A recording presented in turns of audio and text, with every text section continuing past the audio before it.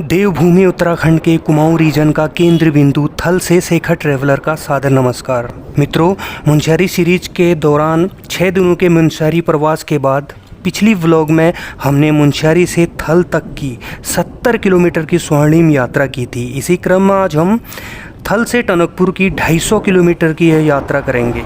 यह vlog basically moto vlog होगी, कोई एक्सटर्नल माइक नहीं है तो वॉइस में थोड़ी ख़राबी हो तो क्षमा कीजिएगा। सो आइए चलते हैं थल से टनकपुर। इसी रामगंगा नदी पर हाथ मुँह धो के फ्रेश होके एक नए सफ़र की शुरुआत करते हैं। जय देवभूमि उत्तराखंड।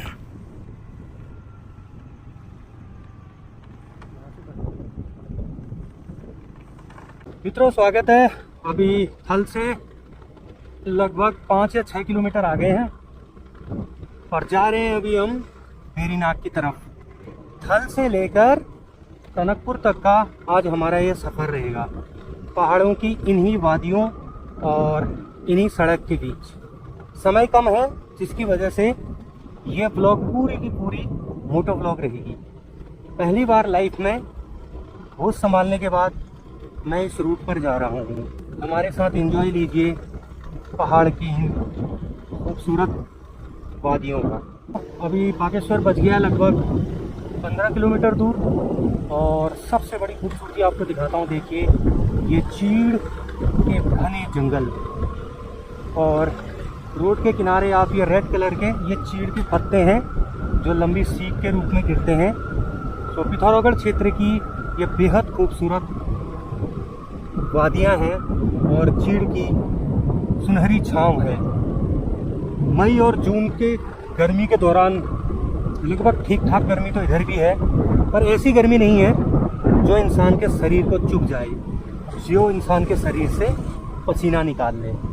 सो आइए ऐसे ही मौसम के बीच हम चलते हैं भेरीनाग की तरफ। गंगोली हाट 41।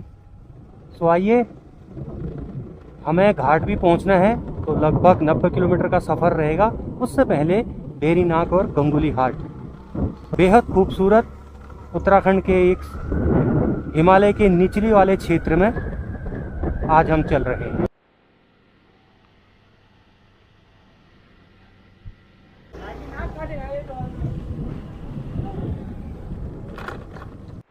सो पहुंच गए भेरीनाग और भेरीनाग के जो मेन गेट है उसके पास ही ये भेरीनाग वाला बोर्ड लगाया हुआ है। काफ़ी अच्छा लगा देखकर, क्योंकि पहाड़ी क्षेत्रों में ऐसे बोर्ड कम ही देखने को मिलते हैं।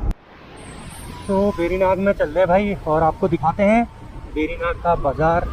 और इस क्षेत्र का गंगोली हाट के बाद ये सबसे बड़ा मार्केट है। भेरीनाग में बहुत सारी टूरिस्ट प्लेसेस हैं, अगली बार कभी आएंगे तो आपको दिखाएंगे। खासकर यहाँ के मंदिर बहुत प्रसिद्ध हैं। जिस तरह गंगोली हाट में हाट कालिका और पाताल भुवनेश्वर है, इसी तरह यहाँ का नाग मंदिर बहुत प्रसिद्ध है।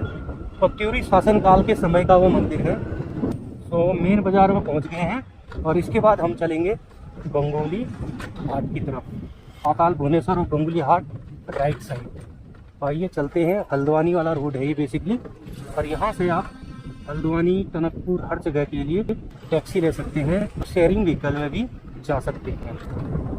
ये भेरीनाग की बाज़ार के बारे में बता दूं कि ये आज से 800 से 1000 वर्ष पुरानी बाज़ार है, जिसमें इस कुमाऊं क्षेत्र में चंद राजा, गोरखा और उससे पहले पत्यूरी शासन होता था।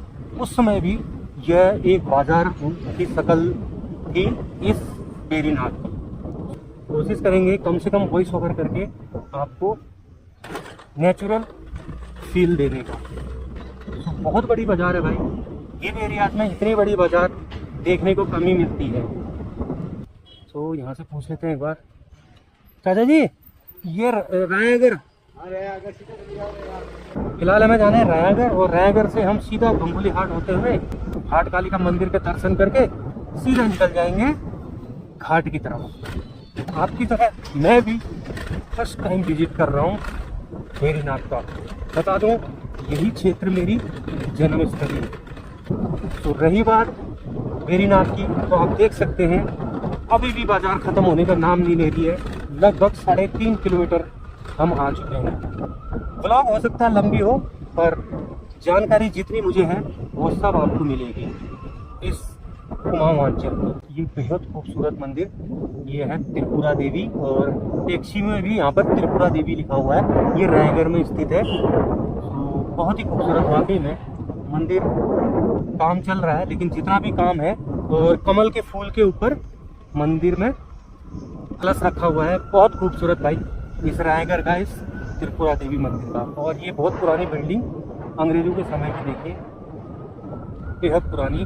पिछले 8 या 10 सालों में पर्यटन उद्योग बढ़ने से इस क्षेत्र में भी देखिए कितने बड़े बड़े आपको होटल से दिखेंगे। ये देखिए, ये देखिए। सो भाई स्टार्टिंग में हमें बेरीनाग का ऐसे लिखा हुआ मिला था, दोबारा से मिल गया, और ये नगर पालिका क्षेत्र खत्म हो गया, ऊपर बोर्ड लगाया हुआ है।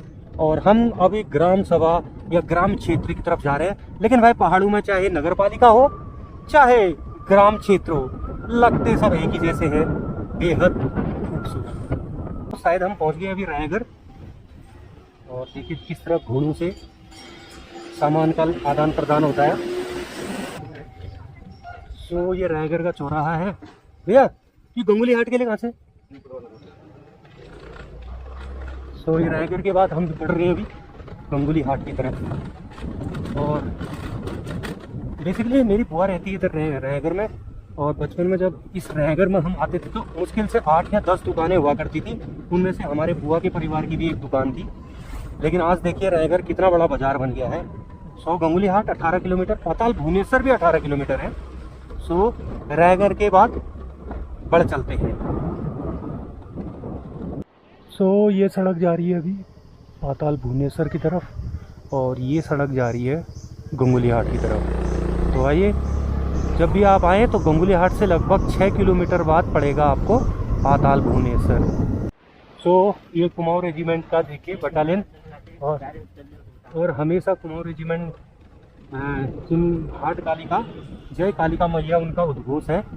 तो एक बटालियन हमेशा गंगुली हाट में रहती है, क्योंकि इनकी कुमाऊं रेजिमेंट की जो पूज्य देवी है वो यहीं गंगुली हाट में हाट कालिका माता है। तो अभी चल रहे हैं हाट कालिका, सॉरी गंगुली हाट बाजार में। तो आप एंजॉय ले रहे हैं गंगुली हाट बाजार का। पूज्य नगरी है, यहीं पर पाताल भुवनेश्वर भी मिलेगा, यहाँ से 8 या 10 किलोमीटर दूर। और हाट कालिका मंदिर जो मैंने आपको गेट दिखाया था कुमाऊं बटालियन का, सबसे बड़ी बाजार है ये इस क्षेत्र की। यहाँ पर जो सब्जियों की अधिकतर सप्लाई होती है वो होती है हल्द्वानी से, और कपड़ों की जो सप्लाई होती है वो पंजाब से लेकर दिल्ली तक। आपको हर सुविधा इधर मिल जाएगी। तो ये रहा गंगुली हाट, जो कि तहसील पड़ता है और पहाड़ क्षेत्र की सबसे बड़ी तहसील है। से हाट कालिका मंदिर का मुख्य द्वार, ये रहा हाट कालिका मंदिर का मुख्य द्वार। जय माता दी, जय माता दी। ये हमारी भी पूज्य देवी है, और कह सकते हैं कुल देवी है। गंगुली हाट से आगे आते समय वाकई में ताजी हवा के झोंके के साथ बेहद खूबसूरत व्यू नजर आ रहे हैं। आप भी देखिए और एंजॉय लीजिए। वाकई में बेहद खूबसूरत क्षेत्र है और खुला हुआ क्षेत्र है, जिसकी वजह से हवा आप भी महसूस कर पा रहे होंगे कि कितनी तेज हवाएं चल रही है इस क्षेत्र में।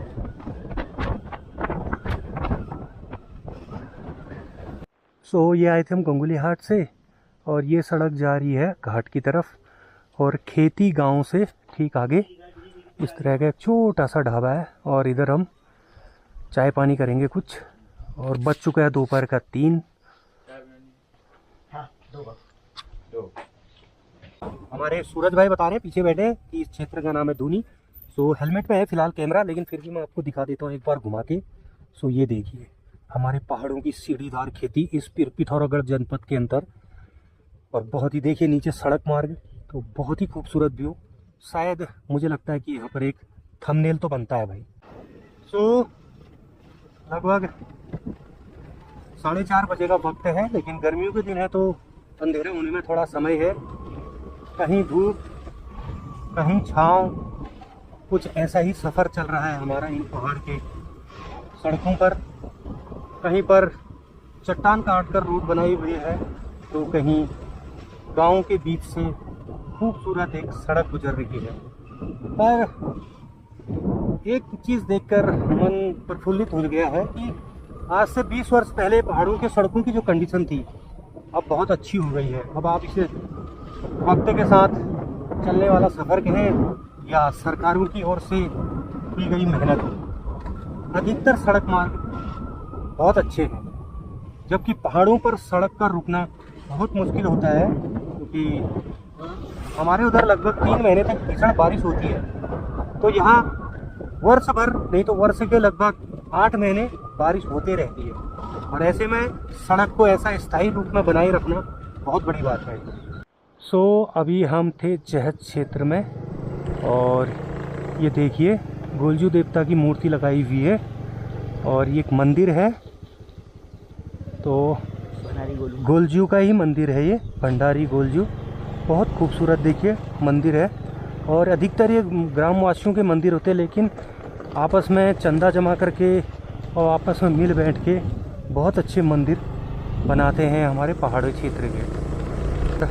अगर बंदा चाहे दिल्ली में रहे, बंदा चाहे मुंबई में रहे, भाई मसाण पूजने तो पहाड़ आना ही पड़ेगा, गोलजू पूजने तो पहाड़ आना ही पड़ेगा। अगर उनका सही समय पर नहीं आओगे तो भगवान आपको अपने तरीके से बुलाएंगे। तो इतना याद रखें, अगर आप कहीं के भी रहने वाले हों, अगर आपका सब कुछ सही चल रहा है तो वर्ष या 2 वर्ष में एक बार अपने गांव के अपने कुल देवी को ज़रूर पूजें। तो ये रहा दूनी, और पनार यहाँ से है 18 किलोमीटर दूर। इस गांव का नाम है दूनी और बहुत खूबसूरत विलेज है। और खूबसूरती पहाड़ों में उन्हीं विलेजेस में बची हुई है आज भी। जिन विलेज में सड़कों के नज़दीक हैं, जिन विलेजेस में पानी की समस्या नहीं थी, और जिन विलेजेस में, जिन गाँव में खेती बाड़ी भरपूर थी। हम भी पर्वतीय समुदाय से आते हैं, लेकिन हम तराई में बस गए हैं, क्योंकि हमारे वहाँ खेती बाड़ी तो ठीक ठाक थी, पर पानी और सड़क की बहुत बड़ी समस्या थी। आप यकीन जानिए, जो हमारा गांव था, लगभग 7 वर्ष तक मैं उधर रहा। तो जो पर्वतीय हमारे पहाड़ी क्षेत्र में गांव था बेरीनाग के नज़दीक, तो एक मार्चिस लेने के लिए भी 12 किलोमीटर दूर जाना पड़ता था, वो भी पैदल। तो समस्याएं भी थी, पर हमारे पूर्वज ऐसी समस्याओं में रहे। अब लोगों के पास पैसा आ गया है, तो लोग सुविधा चाह रहे हैं, तो ऐसे पहाड़ों से उठकर अब लोग सड़क किनारे आना चाहते हैं। और जिनके पास थोड़ा ज़्यादा पैसा है वो भाई साहब दिल्ली मुंबई जाना चाह रहे हैं। तो दुनिया है, परिवर्तन ही संसार का नियम है। तो परिवर्तन हो रहा है, इस पर पलायन पर रोने का कोई फ़ायदा नहीं। दुनिया ऐसी चलती रहेगी, पहाड़ भी ऐसे रहेंगे। पहले पहाड़ पहुंचने के लिए टूरिस्ट कम थे, अब पहाड़ के निवासी कम दिखते हैं और टूरिस्ट ज़्यादा दिखते हैं। तो दुनिया है भाई, दुनिया अपने हिसाब से चलेगी। हम चाहे कितना भी रोल है पलायन का, कहीं ना कहीं पलायन हर किसी ने किया है, हर परिवार ने किया है। हमारे पहाड़ की महिलाएं देखिए घास बनाकर ले जा रही हैं, बहुत मेहनती होते हैं। और ऐसे ही हमने अपनी माँ को, हमारी बुआ लोगों को भी देखा है मेहनत करते हुए।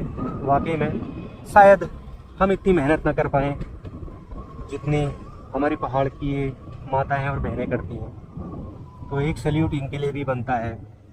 अधिकतर पुरुष कमाने के लिए तराई के क्षेत्रों में, दिल्ली, मुंबई, बड़े बड़े महानगरों में चले जाते हैं, और घर हमारे पहाड़ की महिलाएं संभालती हैं। तो बेहद खूबसूरत पनार लगभग यहाँ से 7 किलोमीटर और बचा हुआ है, और हम चल रहे हैं अभी घाट की तरफ, जो पनार से भी लगभग 6 या 8 किलोमीटर आगे है। और बेहद खूबसूरत एक ये छोटा सा गांव आया था। विलेज का नाम मुझे कहीं दिखा नहीं, शायद दिख गया है अभी। तो विलेज का नाम है तो चमडूंगरा। तो ये रहा चमडूंगरा वाला क्षेत्र। और बाकी में यार बेहद खूबसूरत है। नीचे बह रही है रामगंगा नदी। इसी रामगंगा नदी के साथ साथ हम आगे दिखाते हैं आपको। अभी पहुंच गए हम पनार, और पनार का ये फेमस ब्रिज। तो यहाँ से हल्द्वानी 170, अल्मोड़ा 80, देहरादून 470, और लोहाघाट 38 और पिथौरागढ़ भी 38 है, बट हम पिथौरागढ़ न जाकर जाएंगे लोहाघाट की तरफ। और ये आ रही है नदी सरयू और इसका विलय होगा रामगंगा में। बहुत छोटा सा क्षेत्र है पनार का। देखिए स्वरूप देखिए आप। और जो त्रिवेणी वाला एरिया है वो भी आपको दिखाएंगे, जहाँ पर काली नदी में ये दोनों नदियाँ मिल जाएंगी। और फिलहाल के लिए आर्मी वाली गाड़ी जा रही है और इस तरह के 2 ब्रिज क्रॉस कर लिए हमने और हम जा रहे हैं घाट की तरफ खूबसूरत नज़ारों के साथ। लगभग 300 किलोमीटर की इस यात्रा में 200 किलोमीटर पूरे होने को है। 300 किलोमीटर में इसलिए कह रहा हूँ क्योंकि आज सुबह मैं चला था मुनस्यारी से थल, वो भी आपको ब्लॉग मिल जाएगी। तो दोस्तों ये रहा पनार और ये नदी जा रही है सरयू और वो ऊपर से आ रही थी रामगंगा नदी। और शिव मंदिर देख रहे हैं आप छोटा सा सामने, रामेश्वर मंदिर, उसी के सामने झूला पुल भी है और वही शिव मंदिर के सामने त्रिवेणी संगम है। देखिए कृषि वाला क्षेत्र है, खेती किसानी वाला। सो ये क्षेत्र है पनार का। और इस पनार और घाट के क्षेत्र की एक और विशेषता मैं आपको बता दूं कि ये क्षेत्र कुमाऊं मंडल का या कुमाऊं रीजन का सबसे गर्म क्षेत्र है। आपको पहाड़ी में होने का एहसास ही नहीं दिलाएगा, इतना गर्म क्षेत्र है ये और हमेशा गर्म रहने वाला क्षेत्र है क्योंकि ये बिल्कुल तलहटी पर है। सो आइए चलते हैं घाट की तरफ। तो मित्रों अभी हम पहुंच गए हैं गर्म घाटी घाट की तरफ और सड़कों पर बिखरा हुआ है स्रोतों का पानी। हमने आप देख रहे हैं घाट, उत्तराखंड की गर्म घाटी। घाट की एक खासियत है कि गंगोली हाट और अल्मोड़ा से आने वाले जो भी है गाड़ियां हैं वो हम जिस तरफ से चल रहे हैं यहाँ से प्रवेश करेंगी चंपावत की तरफ जाने के लिए और पिथौरागढ़ से आने वाली गाड़ियाँ वहाँ से प्रवेश करेंगी। सो ये घाट मिलन है, इसे कुमाऊं का चौराहा कह सकते हैं आप। टनकपुर से जाने वाली जितनी भी गाड़ियाँ हैं यहीं से विभाजित होती हैं कुमाऊं के अलग अलग हिस्सों में। ये रहा घाट का बेहद फेमस पुल जो नया है, इससे पहले एक पुराना ब्रिज भी इसी तरह लोहे का हुआ करता था। तो दोबारा देख लीजिए आप, ये रहा घाट का ब्रिज। हमारी मंजिल है टनकपुर 119 और उससे पहले लोहाघाट 33 और चंपावत 46। सो लगभग 300 किलोमीटर की यात्रा में अब हमारे लिए लगभग 125 किलोमीटर और बचा हुआ है। घाट से लगभग 4 या 5 किलोमीटर आए हैं और देखिए सूर्यास्त यहीं हो जा रहा है। तो देखते हैं, लगभग 100 किलोमीटर की यात्रा और बची है और सूर्यास्त के बाद भी लगभग 2 घंटे और लाइट रहती है। सो दोस्तों अभी जा रहे हैं लोहाघाट, मुश्किल से 10 किलोमीटर बचा हुआ है और सामने वाली पहाड़ी पर देख रहे हैं आप अभी भी सूरज देव दर्शन दे रहे हैं, लेकिन जो नीचे घाटी वाला इलाका है यहाँ पर अभी छाया आ चुकी है, मतलब कि सूर्य अस्त हो चुके हैं इस क्षेत्र के लिए। लेकिन वहाँ देखिए तो पहाड़ों में एक तो बादल की अटखेलियाँ और सूरज की अटखेलियाँ, ये दोनों ही चीज़ बहुत आकर्षित करती है। पहुँचे हैं अभी मलान क्षेत्र में, बेहद खूबसूरत और शानदार सड़क मार्ग है। लोहाघाट के नीचे का क्षेत्र है ये मलान। वाकई में घाट से लेकर लोहाघाट तक अभी तक जो भी सड़क मार्ग से हम आए हैं, सफ़र वाकई में बेहद खूबसूरत रहा है। सो दोस्तों पहुंच गए हम लोहाघाट और कभी काश्तकारों की नगरी हुआ करती थी। लोहे का सारा काम पूरे कुमाऊं मंडल में इसी लोहाघाट से चलता था। हालांकि अब वैसा तो नहीं है, लेकिन आज भी लोहाघाट में काश्तकार बहुत रहते हैं और काश्तकारी का काम भी चलता है। हालांकि उतने बड़े पैमाने पर आज भी नहीं चलता है।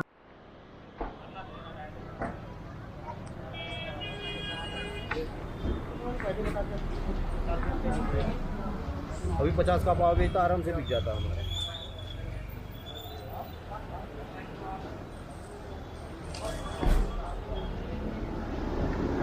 अरे गिर गया, थोड़ा एक वीडियो ले।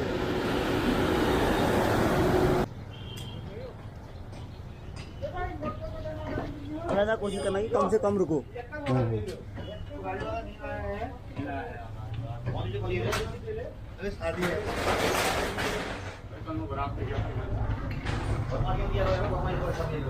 अभी निकल रहे हैं, थोड़ा सा व्यू आपने देख लिया होगा चंपावत का।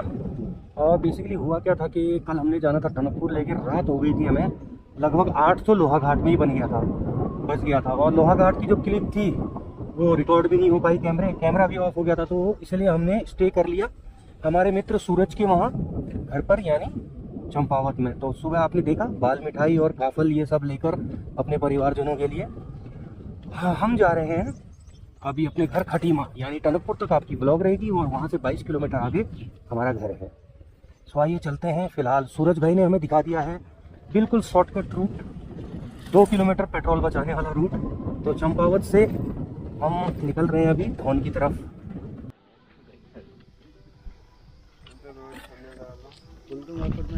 धौन के बाद आएगा स्वाला, जो भूस्खलन वाला क्षेत्र है। हमने लिए थे काफल, उत्तराखंड का एक बहुत ही प्राकृतिक फल जो ज़्यादा समय तक टिक नहीं पाता, ना कोल्ड स्टोरेज में रह पाता है। वो फल आपको, उस फल का आनंद आप उत्तराखंड में आकर ही ले सकते हैं, खासकर पहाड़ी क्षेत्र में। सो भैया जी, मुझे लग रहा आज स्वाला वाले क्षेत्र में दोबारा से भूस्खलन हुआ है और गाड़ियाँ रुकी हुई हैं। तो देखते हैं, और उधर की गाड़ियाँ पहले छोड़ी है इन्होंने। तो एक बार सारी रात मैं इसी भूस्खलन के चपेट में फंसा रहा, फिर वापस यहाँ से चंपावत गए और चंपावत जाके फिर हमने दूसरे दिन आकर दोपहर 3 बजे ये रोड खुला। तो ये टनकपुर वाली रूट पर सबसे ख़तरनाक एरिया है, चाहे बरसात हो, चाहे गर्मियाँ हो, चाहे ठंड हो, भूस्खलन यहाँ पर होता रहता है। गाड़ियाँ ख़त्म हो गई, देखते हैं, हम निकलने की कोशिश करते हैं।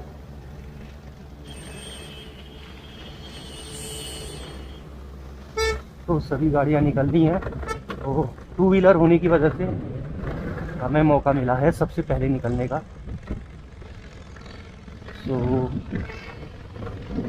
निकलते हैं इस भूस्खलन वाले क्षेत्र से। अगर आप स्वाला के इस क्षेत्र से निकल गए तो समझ लीजिए आप अपनी मंजिल को समय पर पहुंच गए। तो पतझड़ के बाद नई कलियां फूट पड़ी हैं पेड़ों पर। तो सड़क किनारे देख रहे हैं आप, जितने भी वृक्ष लगे हुए हैं, ये पतझड़ के बाद देखिए पूरी तरह नई कलियां आई हुई हैं, पुष्प आए हुए हैं, और इस तरह से अलग अलग रंगों में बिखरी हुई है ये घाटी। तो अभी हम पहुंच गए हैं इस शिवालिक पर्वत श्रेणी निचली घाटी में, उत्तराखंड के अमोड़ी के पास। तो ये अमोड़ी छोटा सा विलेज है और अच्छी खासी मार्केट है यहाँ पर। लगभग सुविधाओं के तौर पर हर तरह की चीज़ इधर मिल जाएगी आपको। इस गांव का नाम अमोड़ी क्यों है ये तो समझ में नहीं आता, लेकिन एक बहुत बड़ा मोड़ है, वो भी मैं आपको दिखाता हूँ। लगभग 90 डिग्री नहीं, 180 डिग्री वो मोड़ घुमा हुआ है। तो उस मोड़ पर दिखाता हूँ, हो सकता है उस मोड़ की वजह से इस गांव का नाम अमोड़ी पड़ा हो। तो ये रहा वो मोड़। अब आप देखिए पूरा 180 डिग्री घूमता है ये मोड़।